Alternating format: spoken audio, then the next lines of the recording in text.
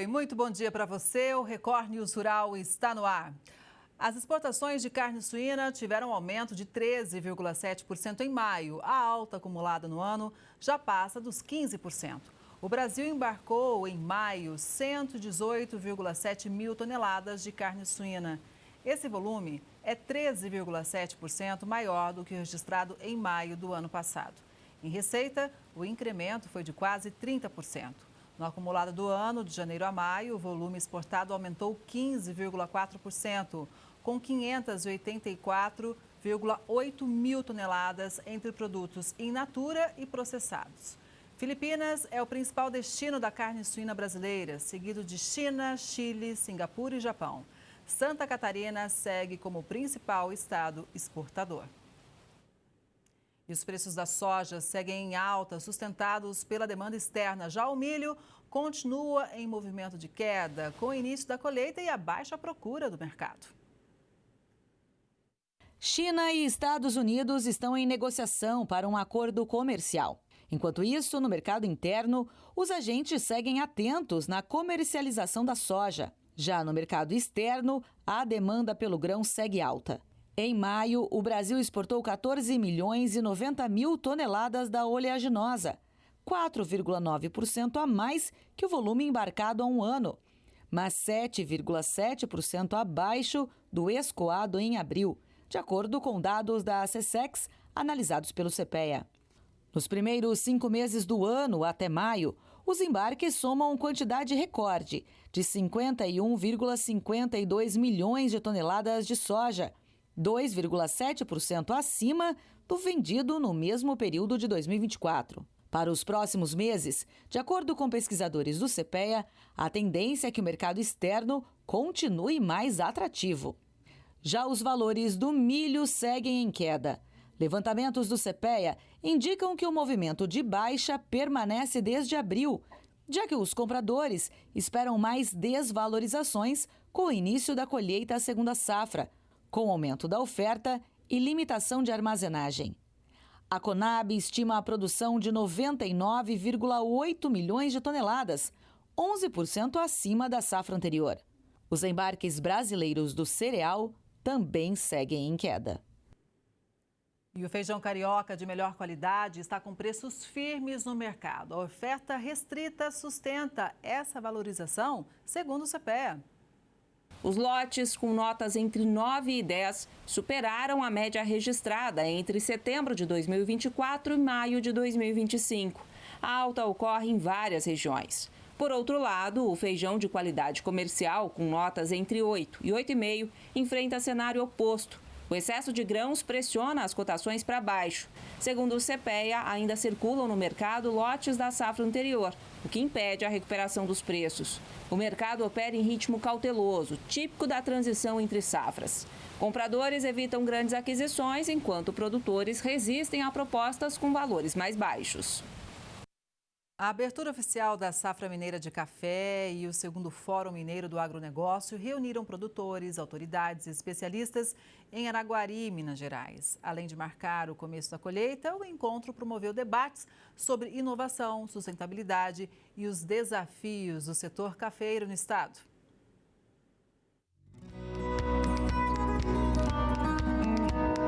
Responsável por 60% do total das exportações do agronegócio mineiro nos primeiros 4 meses deste ano, o café foi o centro das discussões nos eventos realizados na sede da Cooperativa dos Cafeicultores do Cerrado de Araguari e região, com a abertura da Safra Mineira e o segundo Fórum do Agronegócio Sustentável. Mais de 1.500 pessoas participaram dos eventos. Guilherme Campos, secretário nacional de Política Agrícola do Ministério da Agricultura e Pecuária, representou o governo federal. E Silas Brasileiro, presidente do Conselho Nacional do Café, falou como um dos líderes do setor. A proximidade com o governo é fundamental, é essencial para que possa conseguir os objetivos de atender aquilo que o campo está buscando. Se não tiver o governo, se não tiver ligação com o governo, você não consegue avançar nada. Durante o evento de abertura foi assinada uma parceria entre a Cocacé e uma indústria multinacional para a comercialização de fertilizantes na produção de café de baixo carbono no Cerrado Mineiro. Essa parceria traz para o produtor soluções que dão a ele produtividade. Então, ele consegue produzir com o menor custo, mas ele consegue trabalhar ainda mais, que é o aumento da sua produtividade. E nós, na outra ponta, junto às empresas exportadoras, as indústrias que necessitam de um café com baixa emissão de carbono, nós vamos unir isso e entregar ao mercado um produto sustentável. Alguns mercados já têm buscado por essa descarbonização da cadeia, o mercado europeu, o mercado japonês, por exemplo, e o café, por ser um produto global e o Brasil tem uma representatividade muito forte globalmente nas exportações, é muito bem visto essa descarbonização da cadeia do café. A safra mineira de café deve alcançar quase 27 milhões de sacas de 60 quilos neste ano, de acordo com a Companhia Nacional de Abastecimento, a Conab. Só o Cerrado Mineiro deve colher mais de 5 milhões e 200 mil sacas. Em comparação com a safra anterior, a estimativa é que tenha uma redução de 5%. A redução ocorreu porque nós passamos por um momento de seca muito extrema. Nós ficamos praticamente 6 meses sem chuva. Então isso afetou um pouco a produtividade dos nossos cafeeiros. O segundo Fórum do Agronegócio Sustentável contou com a participação do vice-governador de Minas Gerais, Matheus Simões, e do ex-ministro da Economia, Paulo Guedes, que deu uma palestra sobre as oportunidades em tempo de transformação. Além de simbolizar o início da colheita, os eventos promoveram discussões fundamentais sobre inovação, sustentabilidade e os desafios enfrentados pelo setor, evidenciando o compromisso com um agronegócio cada vez mais moderno e responsável. O maior evento da agricultura familiar do Centro-Oeste brasileiro reuniu mais de 200 expositores em Goiânia e mostrou as novidades para produtores e também consumidores. A feira está na 22ª edição e contou com expositores de Mato Grosso do Sul, Goiás e este ano participaram também produtores de Minas Gerais, São Paulo e Tocantins. A feira, realizada na Universidade Federal de Goiás, apresentou uma variedade de máquinas, produtos e técnicas que podem aprimorar a produção familiar. Os visitantes tiveram acesso aos produtos típicos do Cerrado, como licores, doces, castanhas, óleos comestíveis, cosméticos, artesanatos feitos com cascas, sementes e folhas. Suplementos alimentares naturais também foram expostos. O açafrão, por exemplo, a cúrcuma, que a gente conhece como açafrão da terra, ele é antibiótico, anti-inflamatório, ele vai combater Alzheimer. Em pó, ele é encapsulado em pó. A folha de amora, reposição hormonal feminina. Urucum, reposição hormonal masculina. Todo o processo é nosso, incluindo o plantio, o processamento, o invase e até a entrega do produto final. Os criadores de abelhas trouxeram, além do mel, os biocosméticos feitos com o veneno dos insetos e que servem para aliviar dores reumáticas. Esta matéria-prima também é exportada, principalmente para países asiáticos. Para retirar o veneno, existe toda uma técnica. Nós temos uma caixa coletora, onde é colocado umas placas de vidro com uns fiozinhos de arame bem fininho. Tem um choque bem leve que não mata a abelha, só enfesa ela e ela deposita o veneno sem deixar o seu ferrão, que é o que faz ela morrer. Depois a gente leva para a estufa própria e lá a gente faz a secagem e a raspagem. 1 grama de veneno de abelha equivale a veneno de 10 mil abelhas. A Agro Centro-Oeste Familiar é um espaço de troca, conhecimento, conexões e transformação. O evento está muito grande, nós temos mais de 200 expositores bem representados.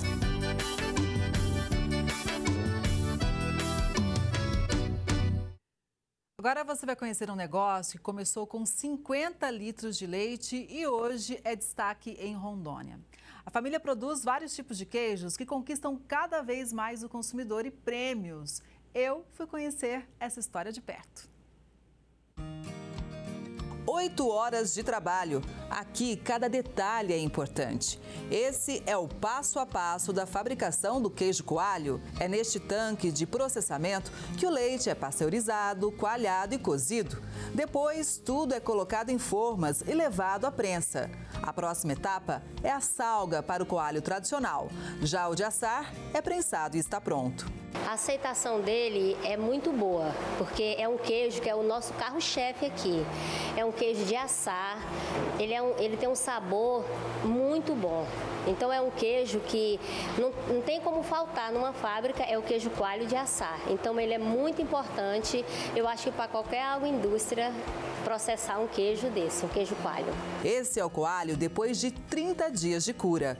Para 1 quilo de queijo, são 12 litros de leite. O sabor é muito especial e a receita foi desenvolvida pela Luzinete. Foram 6 meses de muitos testes. Esse queijo a gente desenvolveu aqui e ele está sendo muito bem aceito. É um queijo feito com muita dedicação e ele é muito saboroso, esse coalho. Fui testando, fui desenvolvendo o fermento até a gente chegar nesse patamar aqui dele. E aí ficou esse produto maravilhoso que com 30 dias pode ser consumido. É um coalho curado, muito bom. Consumido de várias formas, né? Com geleia, com vinho. Com geleia, com doce de leite, ele é maravilhoso. Com goiabada, com tudo que você, ao seu gosto. Olha, o queijo coalho curado é realmente sensacional, mas o grande premiado por aqui é esse provolone tricampeão do concurso estadual com queijo realizado na Rondônia Rural Show Internacional. Esse prêmio tem uma importância muito grande, principalmente na divulgação do nosso produto, do nosso ponto, da nossa agroindústria, porque através das 3 premiações estaduais que a gente ganhou no concurso com queijo aqui, muito mais gente conheceu, muito mais gente veio buscar este produto e conhecer os demais. Ou seja, promoveu uma divulgação gigantesca aqui no estado. Mas como faz para ganhar tanto título, hein? Esse sucesso, na realidade, é um conjunto entre família, queijeiro, que hoje a gente não pode nem chamar mais de queijeiro, que já tem uma jornada de mais de 15 anos junto com a gente. Então, é um ajuste de receita que vem ano após ano melhorando e tem aquele segredinho lá no final que a gente não pode revelar, que dá o tchan nesse queijo aqui. Então, fica guardado. O negócio de sucesso no município Candeias do Jamari começou há 20 anos com 50 litros de leite e determinação. Hoje são 11 produtos e a tendência é de crescimento. Tem alguns anos que a gente vem batalhando, estruturando, aplicando tecnologia, a gente vem criando novos produtos para entregar mais qualidade, mais sabor, mais compromisso com o cliente para vir buscar esse produto. Então tem muito investimento em pessoas, em queijeiros, né, conhecimento sobre a área para poder tornar um produto de qualidade, tornar um produto campeão estadual aqui. E se quiser provar, agora é hora. Tem uma lojinha onde é possível conferir a reação de cada cliente. É muito gratificante ver o cliente satisfeito. Ele degusta o queijo e já dá aquele sorriso, aquele que delícia de queijo. Isso é excepcional. Lucas mora no município de Jaru e fez questão de garantir os queijos ao passar por aqui. Comprou logo 5 peças. A gente sempre leva para nós e para nossa família o que é de melhor, né? Então a gente sempre passa aqui e garante o queijinho aqui, que a qualidade é impecável.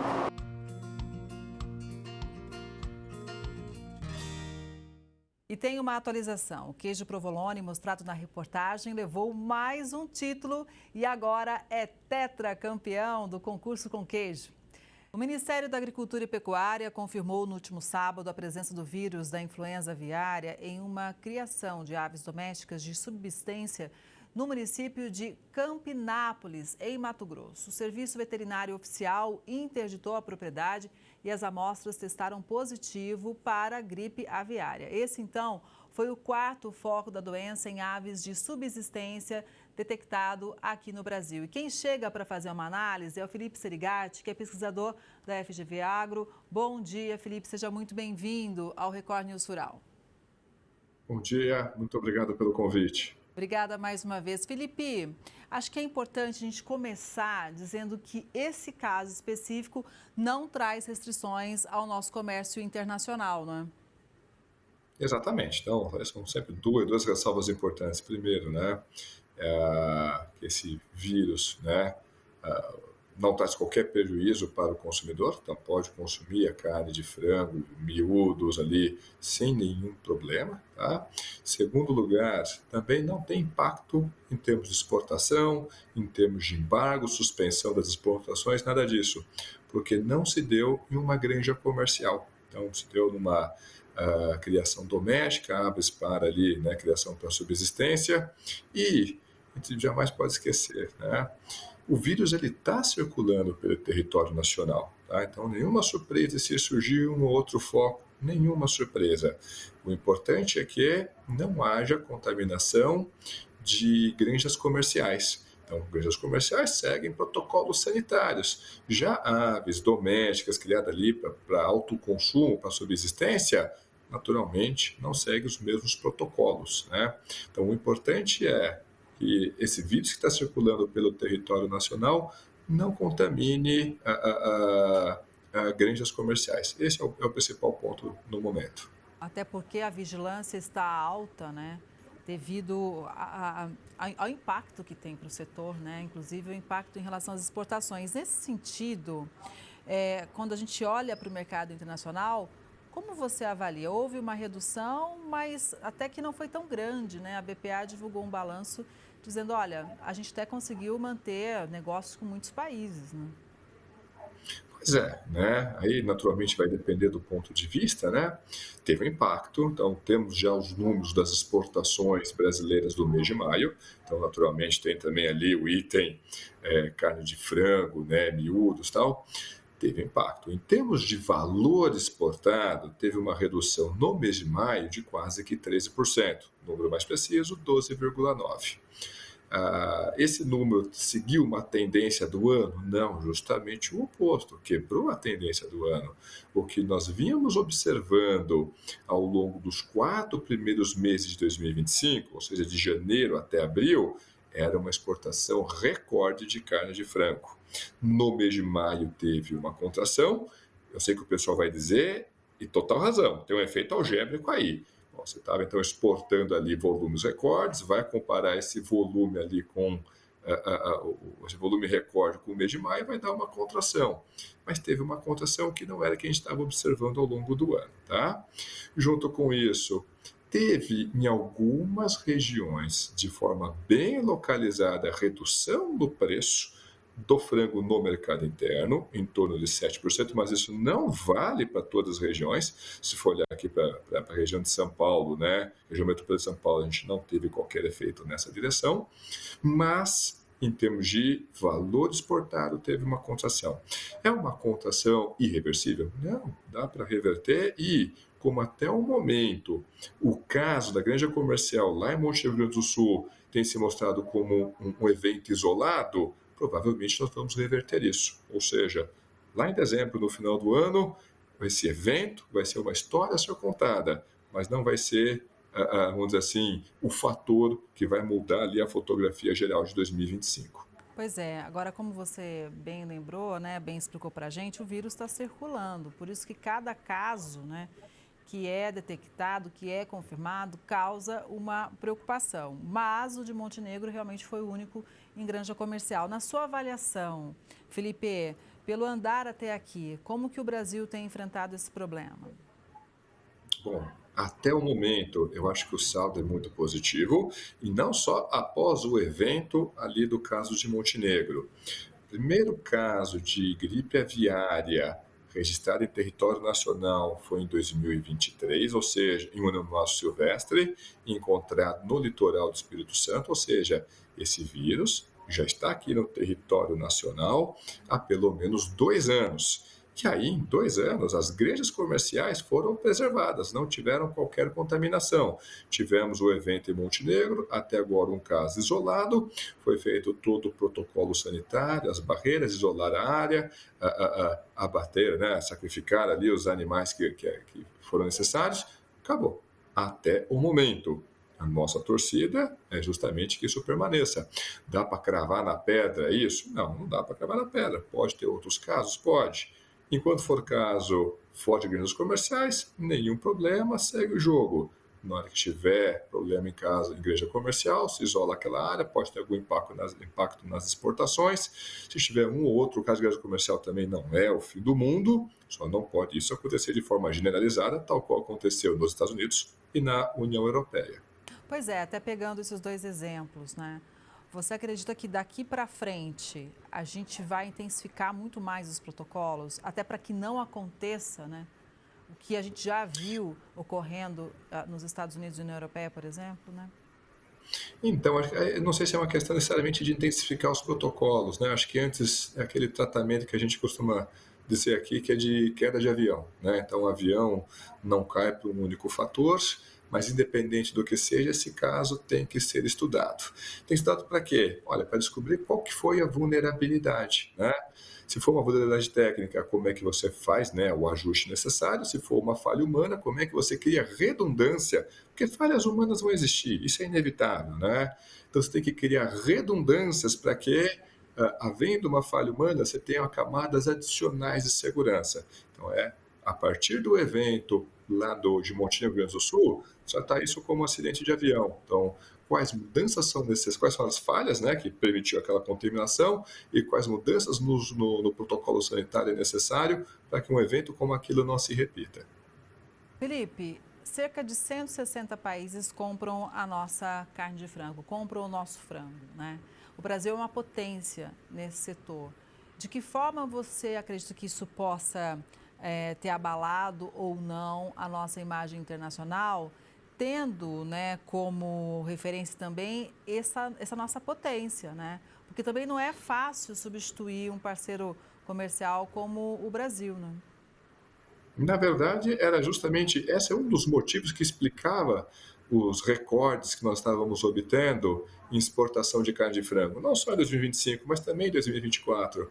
Porque outros fornecedores importantes para o mercado internacional, eu já citei dois aqui, Estados Unidos e a União Europeia, tiveram problemas de gripe aviária em granjas comerciais. E não foi uma ou duas, não. Ali você teve um número de casos bem mais elevado.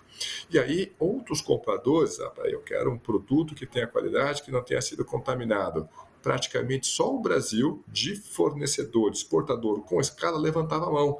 Não, pode vir. Até agora a gente não teve nenhum caso de gripe aviária nos nossos grandes comerciais. Agora essa narrativa muda, nós tivemos um caso, mas acho que ela ainda se mantém, porque até o momento foi um caso isolado.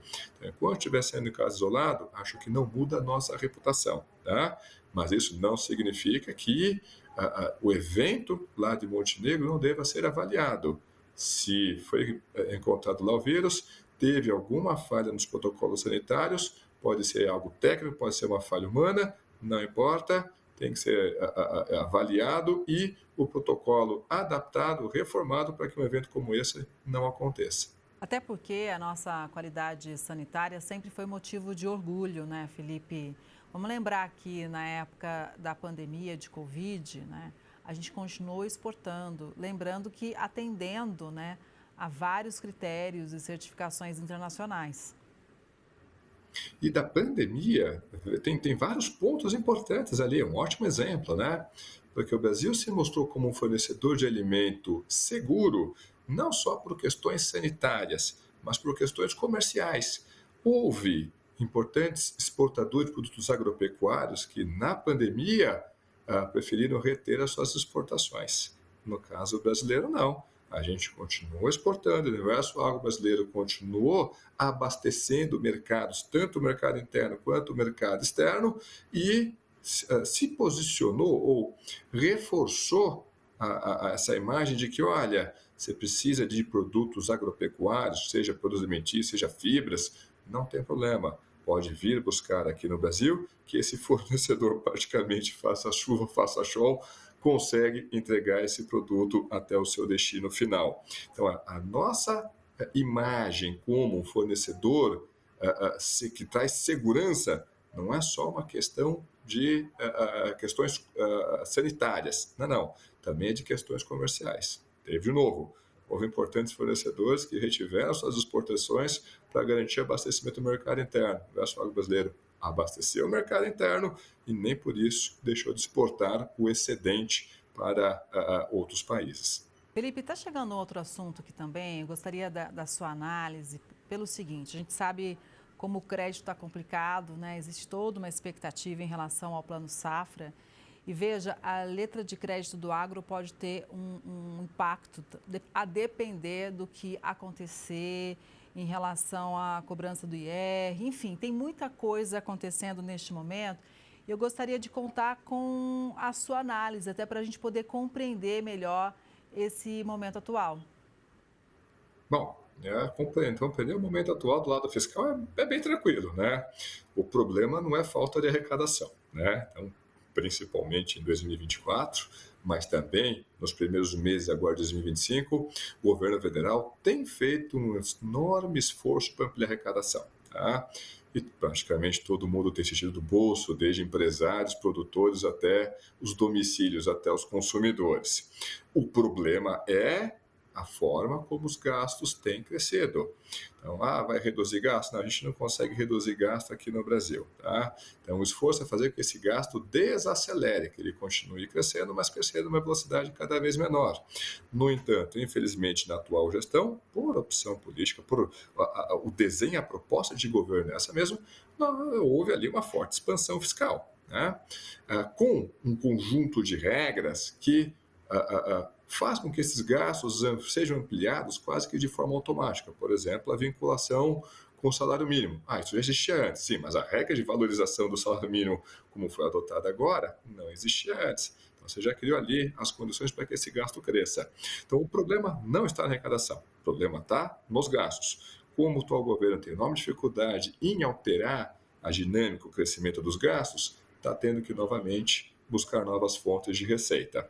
Agora, a bola da vez foi justamente aumentar ou tirar essa isenção desses produtos, desses papéis incentivados. Então, são papéis de captação, tá, que as empresas utilizam para captar recursos junto ao mercado, só que não tem desconto IR para quem está financiando essa empresa. Tá? Entre esses papéis, nós temos, por exemplo, as letras de crédito, seja do agronegócio, LCA, seja do mercado imobiliário, né, as LCIs. É uma fonte importante de recursos para o universo agro. Será que isso vai impactar então, a captação, né, necessidade de financiamento total do setor? Nós temos um ponto de interrogação. O que a gente sabe é que não ajuda. No entanto, talvez, se esse instrumento não ficar menos atraente, isso migre para outros instrumentos. Isso pode migrar, por exemplo, para o CRA? Pode migrar.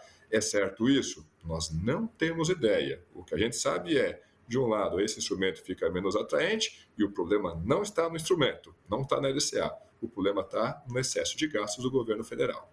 Pois é, e bem no momento de incertezas em relação ao Plano Safra, né? Então, veja como fica realmente o produtor numa grande expectativa, né?